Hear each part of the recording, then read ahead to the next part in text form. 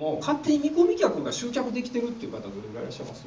お、素晴らしい。はい、今手挙げられた方は今日 Facebook すぐそのまま使えます。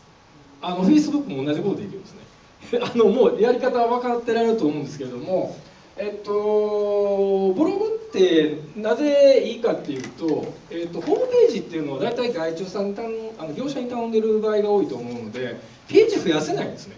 ページ増やすのが非常にしんどい。で、実はその Yahoo とか Google から集客するのはですね、ページ数多ければ多いほどいいんですね。なんでかっていうと、いろんなキーワードでヒットするようになるので。